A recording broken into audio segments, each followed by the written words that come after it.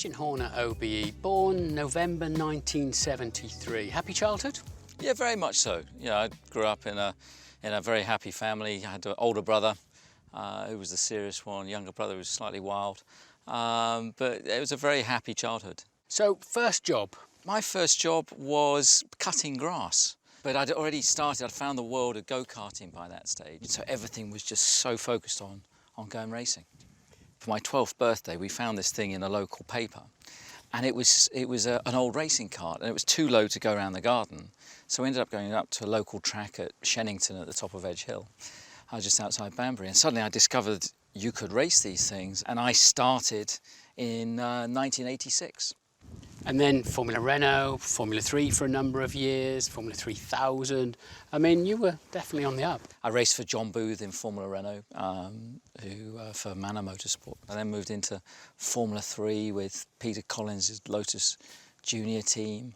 And again, I finished second that year. I won 5 races, I think. And I got to test the Formula 1 car at Hethel in Norfolk when Johnny Herbert and Mika Hakkinen were there. And this car needed to be shaken down for a big sponsor.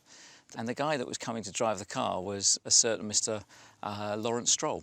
So that was back in 1993.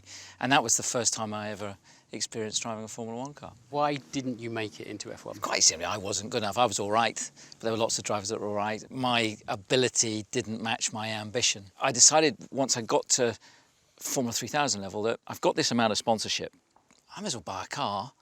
I needed a trailer, and I found out there was a trailer for sale in Austria from this chap I never heard of before, somebody called Dr. Marco. We agreed a deal on this trailer, and he said it would be delivered a week later, but he wanted the money up front.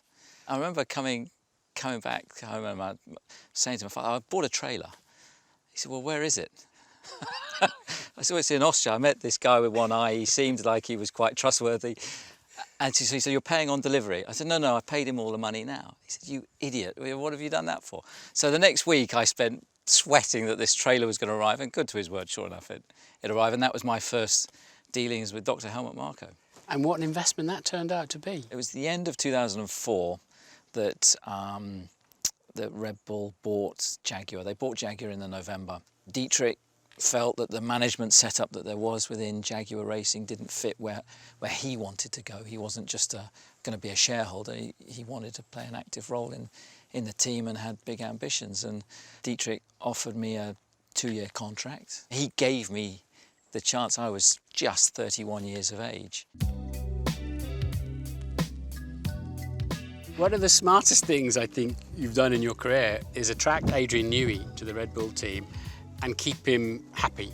Well, Adrian's been a massive part of our, success and story. So we're growing and evolving. In 2009, when the big regulation changed, it felt like we got all the elements together. So we got obviously Adrian installed from a technical leadership point of view, but we had to put all the tools around him. 2009 then was a reset, and we one started winning because the other big teams, McLaren and Ferrari, got caught napping with that regulation change. But you had to jockey along some pretty difficult situations between Mark Webber and Sebastian Vettel. 2009 was calm. 2010, obviously, we got into a championship battle, and both drivers vying for the championship. Oh dear, they've come together! Webber and Vettel have come together! What was going on there? Their relationship between the two of them was effectively broken from mid-2010.